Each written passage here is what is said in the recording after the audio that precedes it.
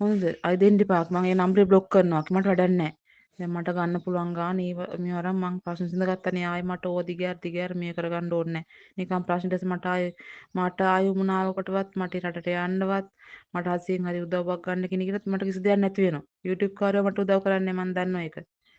එහෙනම් ආයෙ දෙන්න එපා කිසිම කෙනෙකුට නම්බරේ හොඳේ. நன்றி கெட்ட உலகமடா. அஸ்ஸலாமு அலைக்கும் வரஹ்மத்துல்லாஹி வபரகாத்து.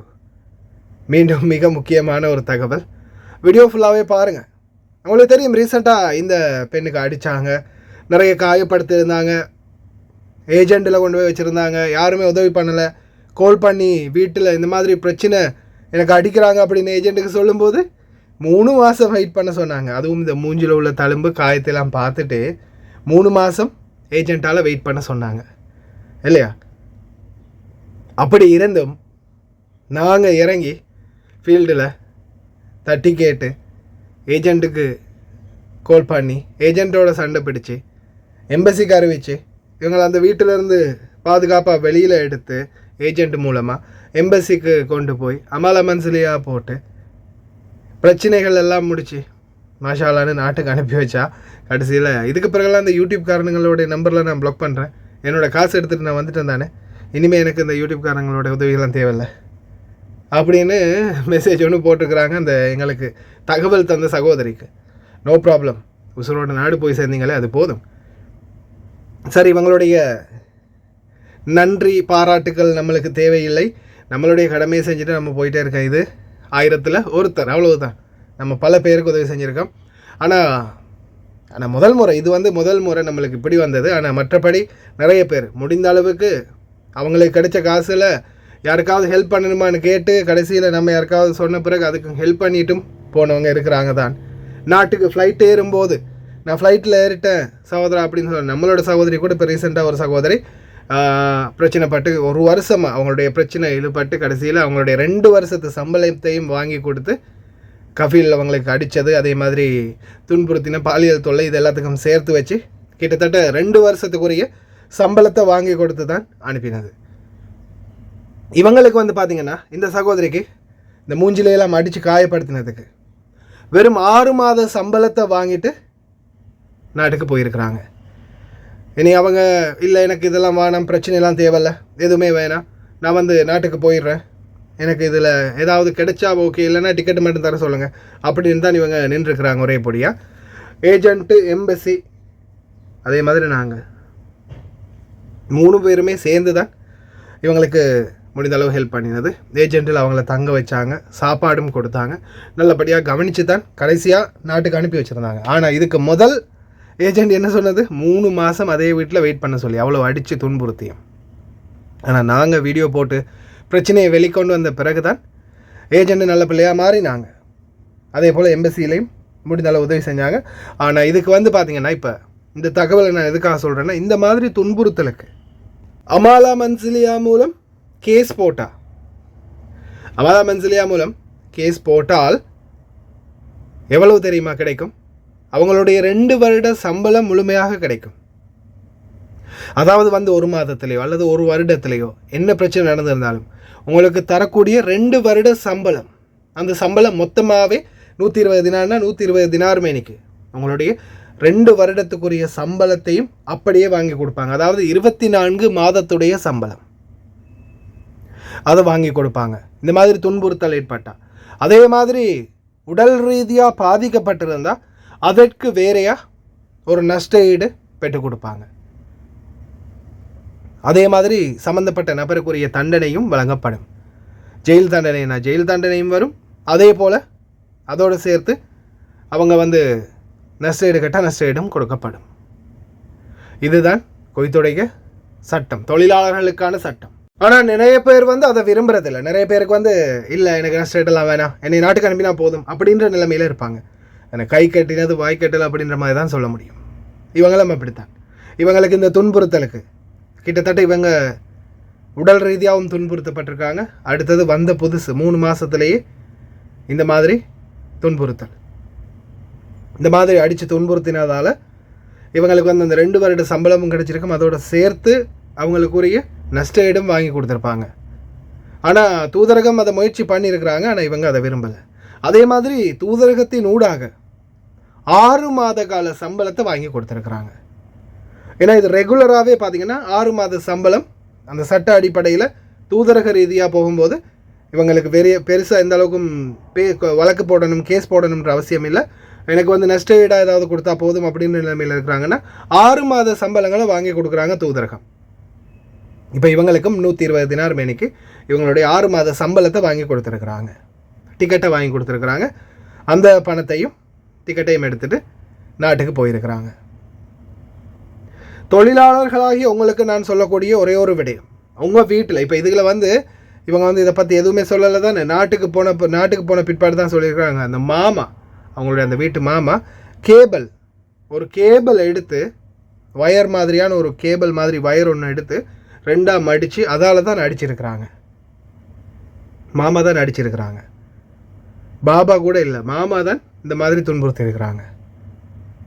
சில வீடுகளில் தவிர்க்க முடியாத சில பைத்தியங்கள் இருக்குது. அதுகள்கிட்ட இருந்து தப்புறது சில நேரங்களில் ரொம்ப கஷ்டமாக இருக்கும். ஏன் சிலர் வந்து உயிரை கூட பறிச்சிருவாங்க. ஏஜெண்டுகளில் தொழிலாளர்களுக்கு நடக்கக்கூடிய அநீதியையும் தாண்டி சில வீடுகளில் அநீதிகள் நடக்குது. நான் அன்னைக்கு சொன்னது தான் மறுபடியும் சொல்கிறேன். வீடுகளில் ஏதாவது பிரச்சனைன்னா தயவு செய்து தப்பி ஓடாதீங்க.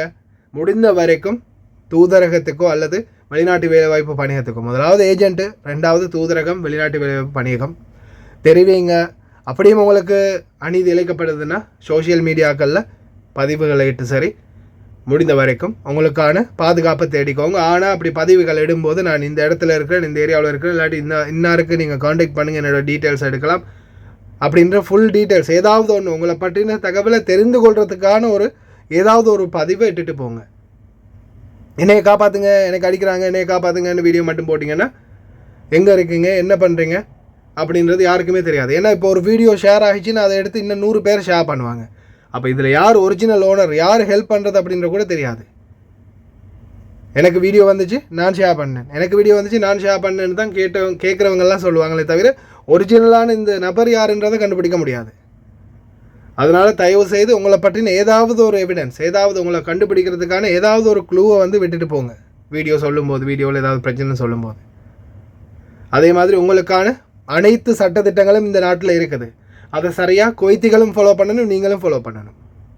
முதலாளிகள் உங்களுக்கு சரியான மாதிரிக்கு நடக்கணும். அதே மாதிரி தான் தொழிலாளிகளாக நீங்களும் முதலாளிகளுக்கு நேர்மையாக நடக்கணும். அவங்களுடைய பணத்தை, உடைமைகளை திருடுறது, சேதப்படுத்துறது, இல்லது வீட்டில் இருக்கிற ஏதாவது ஒரு தகவலை போய் வெளியில் சொல்கிறது எதுவுமே கூடாது. அதே மாதிரி உங்களுடைய மாதாந்திர சம்பளத்தை டேட்டுக்கு தரணும். ஒரு நாள் பிந்தினாலும் 10 தினார் எக்ஸ்ட்ரா கொடுக்கணும்ன்றது தொழிலாளர் சட்டம்.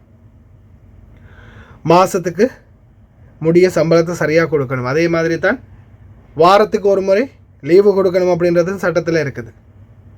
ஓய்வு கொடுக்கணும், வேலை வந்து அதிகமாக வாங்கக்கூடாது. இன்னும் நிறைய சட்டங்கள் வந்து குவைத்திகளுக்கும் சரி உங்களுக்கும் சரி 2 பேருக்கும் பொதுவாகவே இருக்குது. தயவு செய்து ரொம்ப கவனமாக இருங்க. ஏதாவது பிரச்சனைன்னா நிச்சயமாக சட்ட ரீதியாக முன்னோக்கி செல்லுங்க, வீட்டை விட்டு தப்பி ஓடாதீங்க. அதே மாதிரி இதில் வரக்கூடிய வீடியோ காட்சிகளையும் பாருங்கள், இங்கிலீஷ்லேயும் இருக்குது, அரபிலையும் இருக்குது.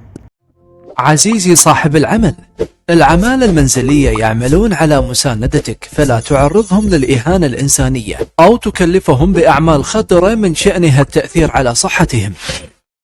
وثائق إثبات الشخصية مثل جواز السفر أو البطاقة المدنية هي حقوق لصيقة بشخص العامل المنزلي، فلا تحتفظ بها إلا بموافقة منه. راحة العامل المنزلي من راحة أسرتك، اهتم بتوفير المسكن والمشرب والمأكل والعلاج له. تمنح العامل المنزلي الراحة كي يمنحك العمل المطلوب، كما لا تحرمه من حقه في الحصول على راحته الأسبوعية والسنوية. راتب العامل أمان له ولك، فلا يجوز خصم جزء من راتبه، كما أن تأخيره يكلف صاحب العمل 10 دنانير عن كل شهر تأخير. تجديد عقود استقدام العمالة المنزلية يتم تلقائيا بموافقة الطرفين. إدارة تنظيم استقدام العمالة المنزلية التابعة للهيئة العامة للقوى العاملة هي المختصة بالنظر في الشكاوى حال حدوث نزاع بين صاحب العمل والعامل. مع تحيات إدارة العلاقات العامة والإعلام، الهيئة العامة للقوى العاملة. Dear employer, Domestic workers are working to support you. Do not expose them to humiliation or any dangerous work that would affect their health. Identification documents such as a passport or civil ID belong to the domestic worker and are not retained without the approval of them. Their comfort is related to the comfort of the worker. Be sure to provide him decent livelihoods such as housing and treatment. Give domestic worker the time off in order to complete the required work. Be sure not to deprive him of his right of weekly and annual rest. The salary of the worker must be given because it is safety for you and him. It is not allowed to deduct part of his salary, delaying cost the employer 10 kb for each month. Renewal contracts for the recruitment of domestic workers is done automatically with the approval of both parties. Domestic Workers Recruitment Organizing Department is concerned with settling disputes between employers and workers in case of conflict. With regards, Public Relations and Media Department, Public Authority of Manpower.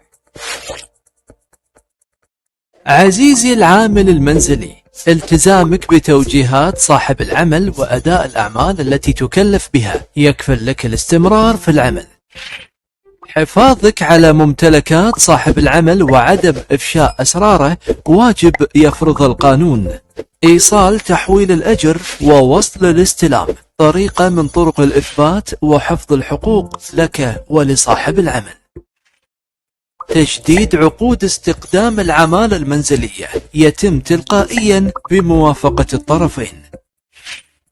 إدارة تنظيم استقدام العمالة المنزلية التابعة للهيئة العامة للقوى العاملة هي المختصة بالنظر في الشكاوى حال حدوث نزاع بين صاحب العمل والعامل. مع تحيات إدارة العلاقات العامة والإعلام، الهيئة العامة للقوى العاملة. عزيزي العامل المنزلي.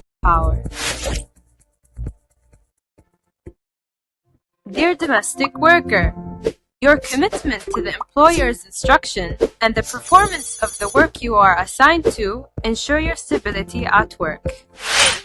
Preserving the employer's property and not disclosing his secrets are duties imposed by law. The receipt of the remittance transfer and the receipt voucher are ways to prove and preserve your rights and employers. Renewal contracts for the recruitment of domestic workers is done automatically with the approval of both parties. Domestic Workers Recruitment Organizing Department is concerned with settling disputes between employers and workers in case of conflict. With regards, Public Relations and Media Department,